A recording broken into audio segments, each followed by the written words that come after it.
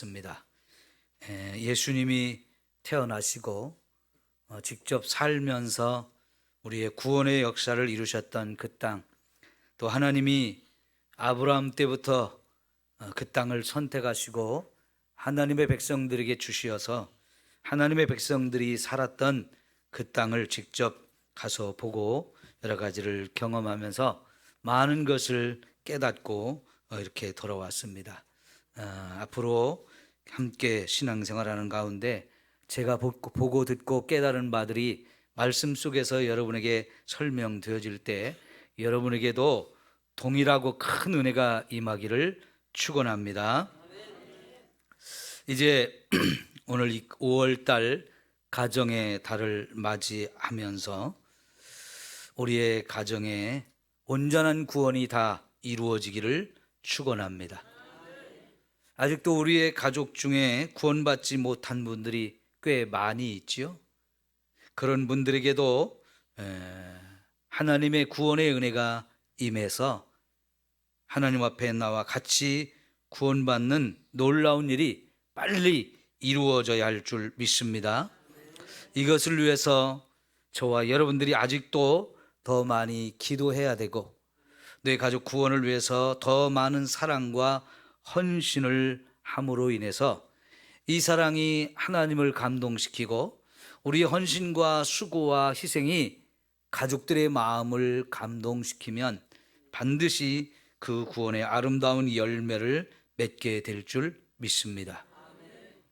오늘 말씀의 배경은 빌립보라고 하는 유럽의 첫 성이었던 빌립보 지역에 바울이 전도하러 갔다가 감옥에 갇히는 사건이 벌어졌습니다.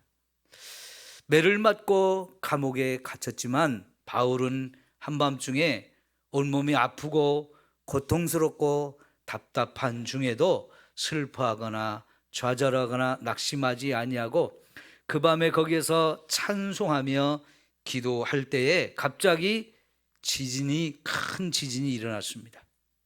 얼마나 큰 지진이었는지 옥문이 다 열렸다는 것입니다. 그리고 죄수들을 묶고 있던 착고까지 다 풀어졌습니다. 이 지진으로 인해서 밤에 잠을 자고 있던 간수가 갑자기 깨어나면서 지진의 상황들을 어느 정도 느끼면서 이제 큰일 났다.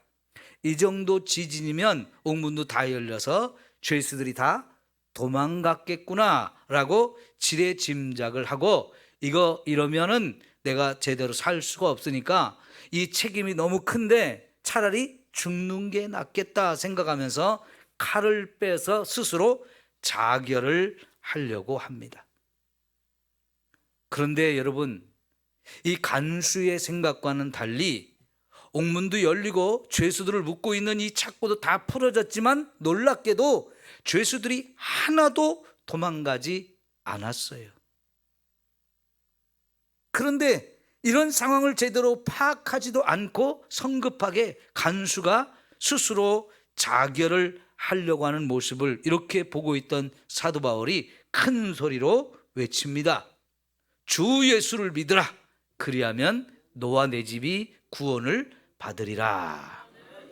여러분, 이 사도 바울의 놀라운 복음을 선포함으로 인해서 그날 그 간수가 사도 바울을 통해서 예수님을 영접하게 되어지고 온 가족까지 다 예수를 믿음으로 인해서 온 가족이 함께 구원받는 놀라운 축복의 역사가 일어났습니다.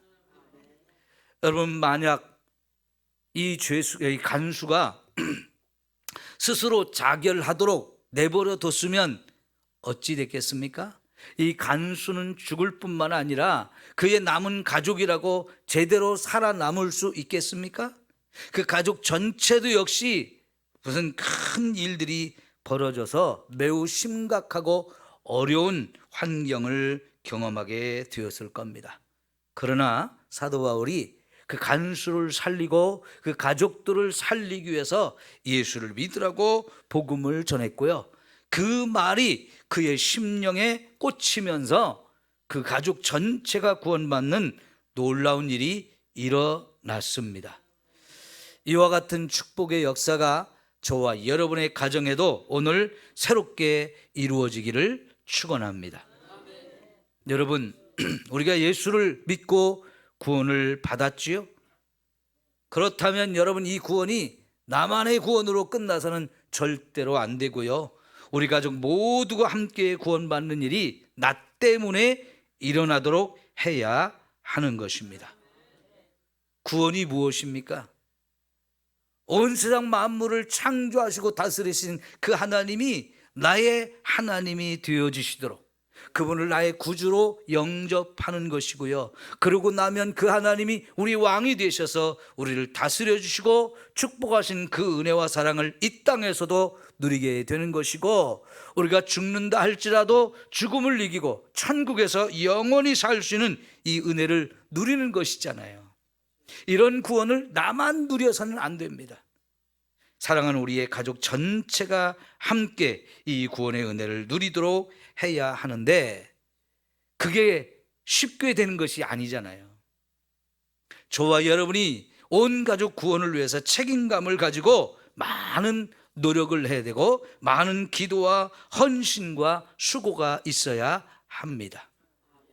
그렇지 않으면 결국은 구원받지 못한 내 가족일지라도 구원받지 못하면 그 사람은 지옥에서 영원히 멸망을 당하며 고통을 당할 수밖에 없을 것입니다.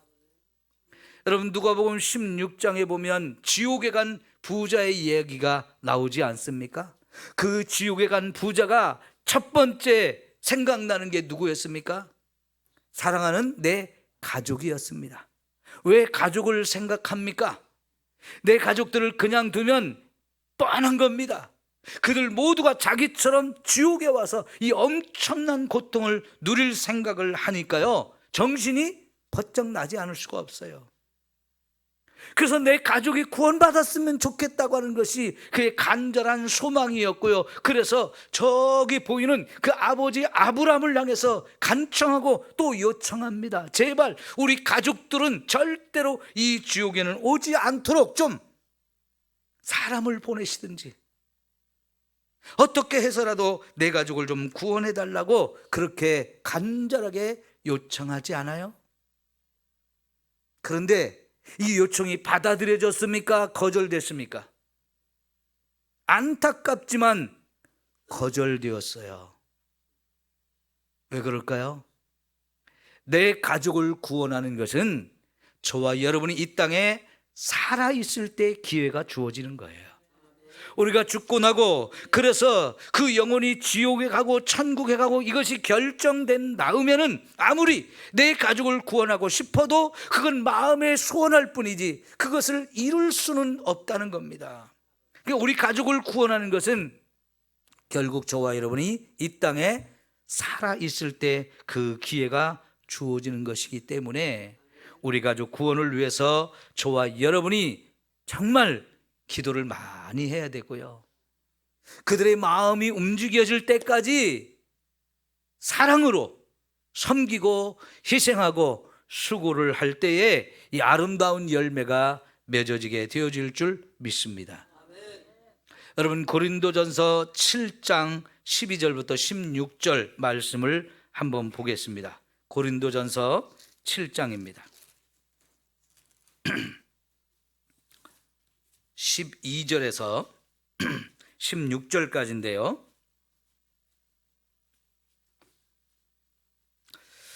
제가 읽겠습니다. 여러분도 같이 보세요. 그 나머지 사람들에게 내가 말하노니 이는 주의 명령이 아니라 만일 어떤 형제에게 믿지 아니하는 아내가 있어 남편과 함께 살기를 좋아하거든 어떻게 하라고요?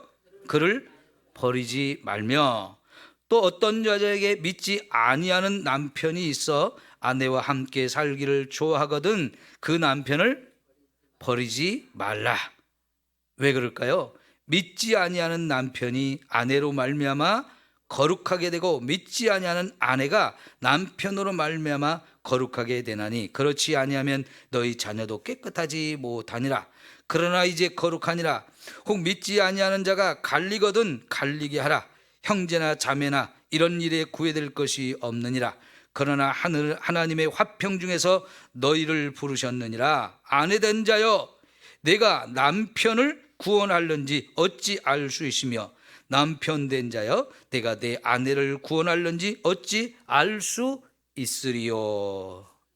보십시오. 우리에게 믿지 않는 배우자가 있을 때에 그 배우자의 구원을 위해서 이혼하지 말라는 겁니다. 왜요?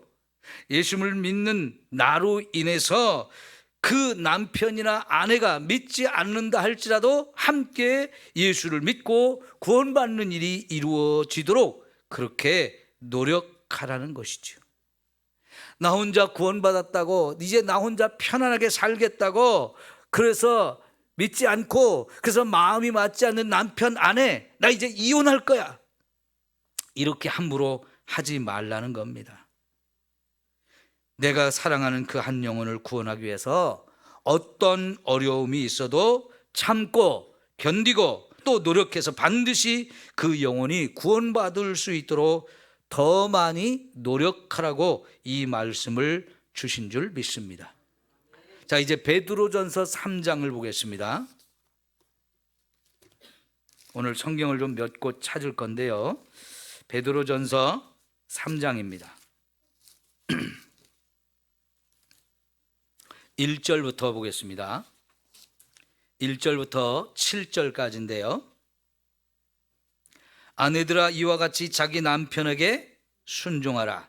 이는 혹 말씀을 순종하지 않는 자라도 말로 말미암지 않고 그 아내의 행실로 말미암아 구원을 받게 하려 함이니, 너희의 두려워하며 정결한 행실을 봄이라. 너희의 단장은 머리를 꾸미고 금을 차고 아름다운 옷을 입는 외모로 하지 말고 오직 마음에 숨은 사람을 온유하고 안정한 심령에 썩지 아니할 것으로 하라. 이는 하나님 앞에 값진 것이니라. 전에 하나님께 소망을 두었던 거룩한 부녀들도 이와 같이 자기 남편에게 순종함으로 자기를 단장하였나니, 사라가 아브라함을 주라 칭하여 순종한 것 같이 너희는 선을 행하고 아무 두려운 일에도 놀라지 아니하면 그의 딸이 될 것이니라. 아멘. 자, 여기 말씀에 아내들이 남편에게 순종함으로 인해서 그 남편을 구원하는 일이 일어나도록 하라는 것입니다. 아내가 남편에게 순종하는 이 헌신과 이 수고와 노력으로 인해서 결국은 그 남편을 구원하는 일이 반드시 이루어질 수 있다는 거예요. 여러분, 그러면 우리 아내 된 분들이 남편에게 얼만큼 순종해야 할까요? 여기 사라를 예로 들어서 설명하고 있는데, 그 사라가 자기 남편을 주라고 하면서 자꾸 믿음으로 섬기고 순종했다고 하는 겁니다. 그런데 여러분 보세요. 아브라함이 어떤 사람입니까? 자기 아내에게 진짜 못할 짓을 2번씩이나 한 사람이에요. 자기만 살겠다고 아내를 다른 남자에게 그냥 확 넘겨줘 버렸어요. 아니, 이런 일을 당할 때 그 아내 된 사람의 입장에서 도대체 남편을 신뢰할 수 있겠습니까? 믿고 의지할 수 있겠습니까? 정말 잘못을 해도 너무 잘못을 했는데요. 그럼에도 불구하고 이 사라가 자기 남편을 주라고 인정하며 순종을 했다는 거예요. 이런 순종을 우리에게 하라고 하시는데, 우리 아내된 분들 정말 여러분 남편에게 이 정도 순종을 할 수 있을까요? 웬만한 남편의 실수나 잘못을 다 용서해야만 그게 가능합니다.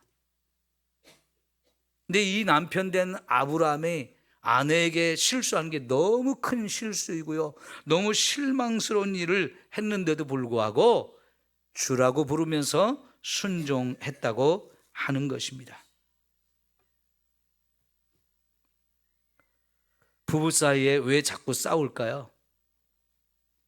작은 실수, 작은 잘못을 용서하지 못하고 이해하지 못하고 자꾸 그걸 가지고 따지면서 자꾸 그걸 고치려고 덤벼들다 보니까 결국은 싸우게 되는데요.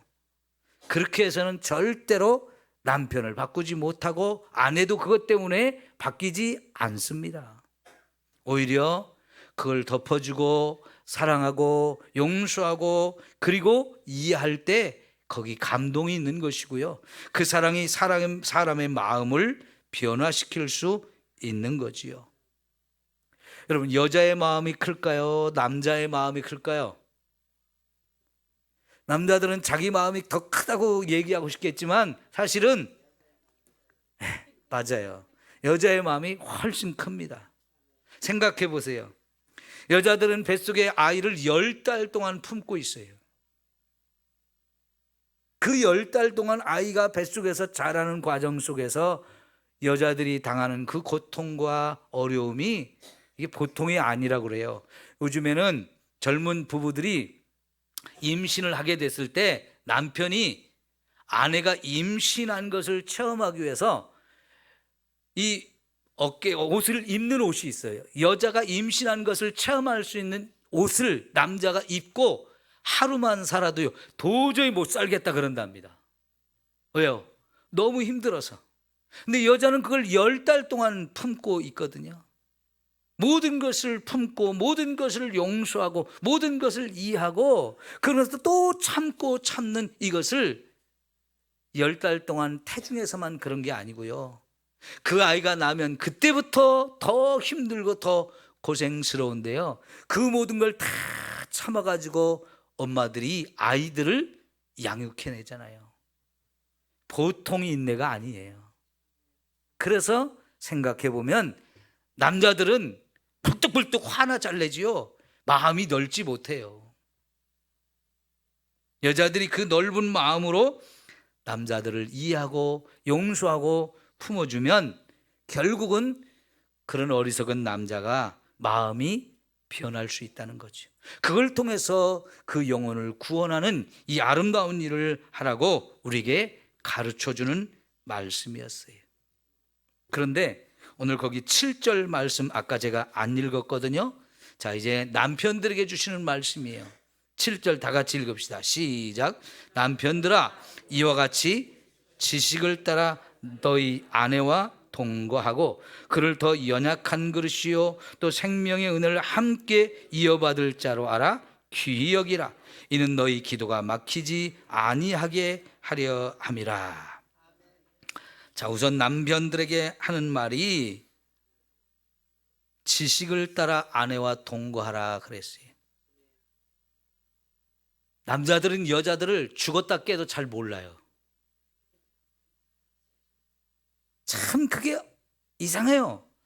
남자들이 여자를 이해하기가 참 어렵습니다. 그래서 분명히 말씀하시기를 여자가 어떤 마음을 가진 사람인지 여자가 어떤 존재인지를 알기 위해서 남자들이 노력을 하라는 거예요. 얼마나 남자와 여자가 다르냐면 이런 책이 있어서요. 화성에서 온 남자, 목성에서 온 여자. 그 둘이 지구에서 만났대요. 태양으로부터 우리 행성들이 쭉 이어져 있잖아요. 연결되어 있잖아요. 그 중에 화성도 있고 목성도 있는데 여러분, 인간은 한 사람은 금성에서 났고 한 사람은 화성에서 났는데 지구에서 만났대요. 서로 전혀 다른 환경에서 태어나가지고 전혀 다른 환경에서 자라가지고 전혀 다른 생각을 가진 사람들끼리 만나서 지구에서 만나서 어쩌다 사랑에 빠져가지고 결혼해서 부부가 되었대요. 그러니 여러분 달라도 너무 다르죠. 그런 다른 존재를 같이 사랑하기 위해서는 이 사람이 도대체 어떤 마음을 가진 사람인지 어떤 성품을 가진 사람인지 알기 위해서 정말 노력을 많이 해야 된다는 거예요. 제가요 아내랑 같이 살면서 제 아내가 저한테 아주 크게 화를 낸 것이 2번 있었어요. 왜 그랬느냐면 제가 아내의 마음을 몰라줘서 그랬어요. 근데 제가 도대체 아내의 마음을 모르겠어요. 근데 두 번이나 크게 화를 냈는데 제가 그랬어요. 왜 화를 내냐고. 모르니까요. 화를 냈는데 왜 냈는지를 제가 모르는 거예요. 그래서 제가 빌면서 제발 좀 당신 마음이 어떤지, 왜 화를 냈는지 나 좀 알려달라고. 난 잘 모르겠다고. 그러더라고요. 남자가요, 참 미련하고 둔하고 어리석어서 여자의 마음을 이해하기가 참 어렵습니다. 그렇기 때문에 그 마음을 알려고 노력하지 않으면 안 되는 거예요. 그래서 여자의 마음을 알아주고 그 마음을 좀 맞춰주는 것, 이게 필요하다는 거예요. 그래야 부부가 서로 사랑할 수 있고, 그걸 알아주지 못하면 여자는 마음에 큰 상처를 받고 아픔을 경험할 수밖에 없는 거예요. 더불어서 우리가 알아야 될 게 뭐냐면, 여자는 연약한 존재라는 거죠. 연약하다면 내가 책임져주고 내가 힘이 되어주고 내가 지켜줄 수 있는 이 역할을 해야 하는 거지요. 더 나아가서 우리가 그렇게 해야 되는 이유가 뭐냐면, 나와 함께 하나님이 주신 이 영원한 생명을 같이 누려야 될 사람이라는 거죠. 나만 혼자 예수 믿고 나만 혼자 천국 가겠다, 이게 아니고 하나님이 내게 붙여준 이 사람, 함께 천국 가서 함께 이 생명의 은혜를 누려야 될 사람이라고 말하는 거예요. 목사님, 이 세상에서도 너무너무 지겹게 살았는데 천국에서 똑같이 살라고요? 그런 얘기 아니에요. 천국에 가면 시집가고 장가가는 거 없다 했습니다. 그러니까 이 세상에서 부부로 살면서 너무 힘들고 어렵게 살았는데 천국 가서 그 인간 또 만나자고요? 그건 아니고요. 어쨌든 우리 천국에서 우리 모두 다 함께 사는 그런 은혜를 누리고자 하는 거예요. 여러분, 마지막으로 여기에서 귀하게 여기라 그랬어요. 귀하게. 남편들이 아내를 귀한 존재로 여기라는 것입니다. 내 집에서 내가 아내를 사랑하지 못하면, 귀하게 여기지 않으면 밖에 나가서 누가 내 아내를 귀하게 여기겠어요? 집에서 귀하게 여김을 받는 사람이 밖에 나가서도 귀하게 여김을 받아요. 혹시 여러분 부모 형제를 만났을 때 아내 흉을 자꾸 보는 사람이 있습니까? 제일 미련한 사람이에요. 그 내 부모 형제가 내 아내의 그 부족함, 실수, 연약함, 이것을 고쳐줄 수 있을까요? 절대로 못 고칩니다. 그럼 왜 얘기하는 거예요? 그 얘기해봐야 그 사람들이 내 아내를 무시하고 잘하지 못하게 됩니다. 어쨌든 내 부모 형제에게 갔을 때는 아내가 참 잘하고 있다고, 나를 정말 귀하게 여기고 있다고, 너무너무 나를 사랑해주고 잘 섬겨주고 있다고, 그래서 내가 행복하게 살고 있다고, 이런 걸 얘기해야지 저 사람 못났다고, 반찬도 잘 못 만들고 청소도 잘 안 하고 뭐 이런 얘기 자꾸 해봐야, 그러면 내 형제 부모들이 내 아내를 우습게 보고 무시해버린단 말이에요. 부부간에 싸울 수 있지만 그 마음에 안 드는 거 내 집에 가서 내 부모 형제들한테 그 자꾸 얘기해봐요. 서로 흠될 것밖에 없어요. 그걸 덮어주고 더 귀하게 여길 때에 내가 귀하게 여기는 만큼 다른 사람도 내 아내를 귀하게 여겨주거든요. 그렇게 귀하게 여기면서 감싸줘야 할 부분이 서로가 많은 것이 우리 연약한 부분인데요. 그렇게 할 때 하나님이 우리 가정을 축복하시고 부부간의 사랑이 더 넘치게 하실 줄 믿습니다.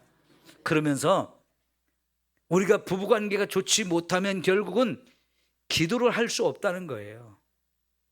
내가 아무리 하나님 앞에 기도를 많이 한다 할지라도 부부관계에 문제가 생기면 그때부터 기도가 막혀버려요. 하나님 앞에서 우리의 기도가 항상 아름답게 되어지고 상달되어지려고 하면 부부관계부터 좀 제대로 하라고 하나님이 먼저 말씀하시는 거지요.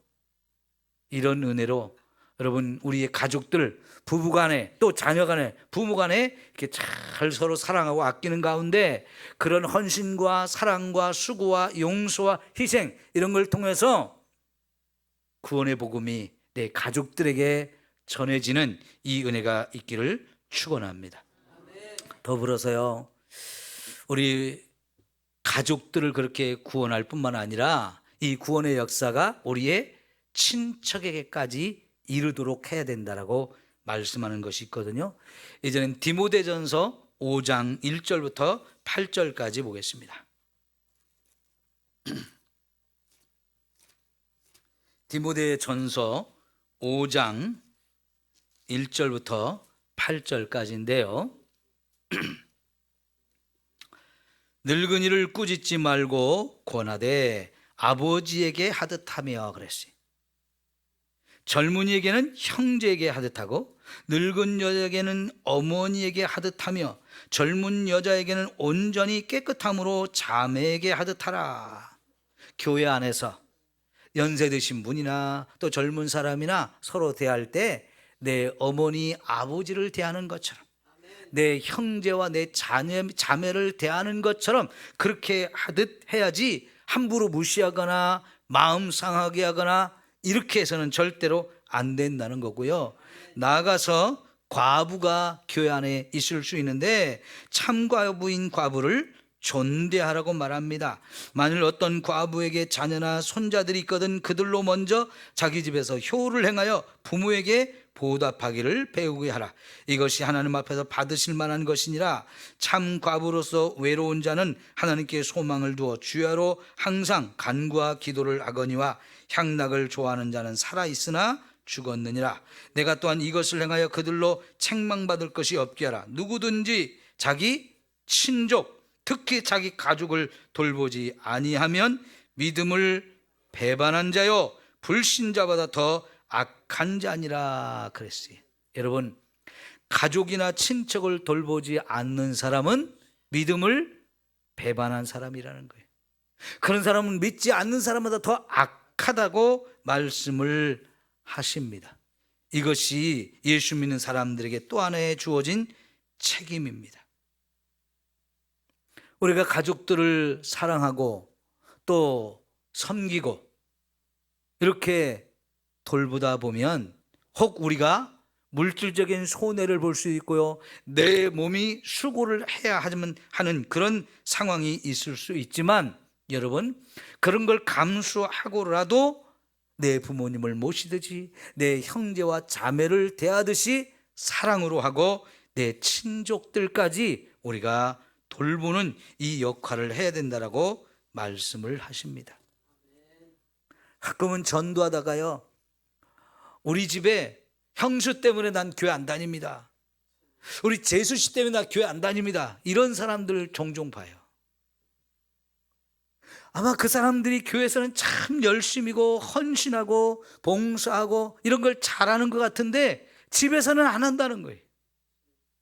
특별히 내 어머니에게 그렇게 안 한다는 거예요. 그 꼬라지를 봐가지고는 교회 절대로 나는 안 가겠다고 하는 사람들 종종 보게 되는데, 여러분, 우리 교회 여러분 때문에 이런 말이 들려서는 절대로 안 될 줄 압니다. 나 때문에 누가 구원받는 일이 이루어져야지, 나를 보고 절대로 나는 교회를 안 나가겠다 그러면 이게 정말 얼마나 안타까운 일이에요. 내가 그 영혼을 죽이는 거예요. 우리 교회 가까이 사는 분들 중에 전도하려고 우리가 막 애를 쓰는 분들이 있는데, 그분들 중에요, 교회 다니는 것들 때문에 교회 안 나간다는 말을 하시는 분들이 종종 있어요. 너무너무 마음이 아파요. 물론 우리 교회 성도들이 그런 건 아니에요. 다른 데 살다가 이사 오신 분들인데 그런 말씀들을 하셔서 누가 그 영혼을 이렇게 강팍하게 만들었을까? 그 영혼의 마음을 누가 이렇게 마음을 다치게 하고 상하게 만들었을까? 너무 안타까워요.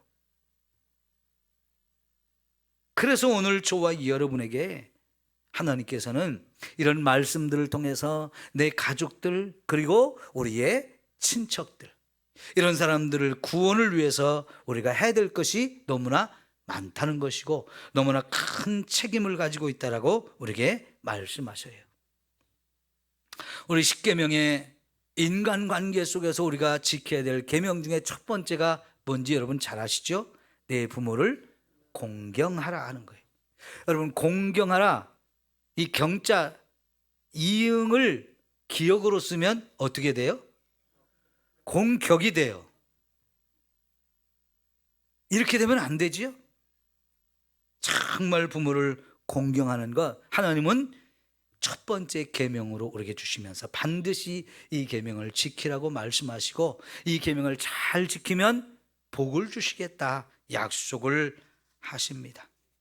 저와 여러분의 신앙생활이 먼저 내 가족으로부터 인정받을 수 있는 이런 신앙생활이 되어지면 우리 가족을 구원하는 이 놀라운 일을 우리가 감당하게 되어질 줄 믿습니다. 여러분, 요즘에는 어린아이는 점점 줄어들고 연세 드신 분들만 많아지는 시대가 되었어요. 그러니까 국가적으로도 노인 문제를 굉장히 신경을 많이 쓰죠. 노인들의 복지 정책을 펴기 위해서 굉장히 돈도 많이 쓰고 여러 가지 다양한 정책을 사용하고 있는데, 그거는 뭐 국가가 해야 될 일이라고 하지만은 우리들 각자가 나이를 먹으면서 해야 될 것 중 하나가 뭐냐면 내 주변에 있는 사람들과 자꾸 좋은 관계를 만들어 가는 거예요. 나이를 먹어가는 것 중에 하나가 뭐냐면 내가 가깝게 지내던 사람들, 사랑하던 사람들이 하나씩 하나씩 내 곁을 떠나가는 거예요. 자꾸만 하나씩 둘씩 먼저 가죠. 근데 내가 사랑하는 사람들이 점점 줄어드는 거예요. 그런데 그 노후에 우리가 조금이라도 더 행복하게 살기 위해서는 노후에 내가 더 사랑할 수 있는 사람을 자꾸 만들어서 그런 사람을 주변에 자꾸 만들어 가야만 그게 가능하다는 거예요. 그러기 위해서요, 우리 나이가 들수록 내 주변 사람들하고 자꾸 좋은 관계를 새롭게 만들어 가야 돼. 없던 관계도 새롭게 만들어서 더 좋은 관계로 만들어야 노후의 삶을 가장 행복하게 살 수 있다 하는 거예요. 이게 노후 대책 중에 가장 중요한 대책이라고 하는 거예요. 그래서 여러분, 주변에 있는 사람을 자꾸 새롭게 사귀십시오. 새롭게 만나십시오. 그래서 더 좋은 관계를 만들어서 그 좋은 사람들, 편안한 사람들 내 주변에 많이 있을수록 노후의 삶이 더 행복하다 하는 것이에요. 근데 그 중에 제일 좋은 사람들이 누구예요? 신앙생활을 같이 하는 사람들.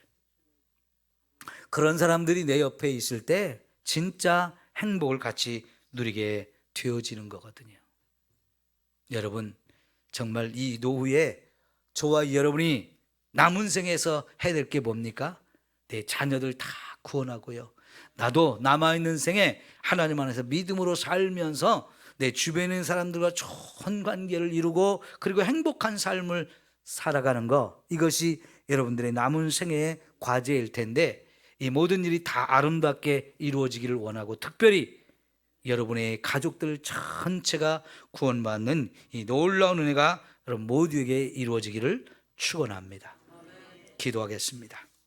사랑하는 우리 하나님 아버지, 오늘도 이렇게 아름다운 시간 주시어서 함께 예배할 수 있게 하시니 감사합니다.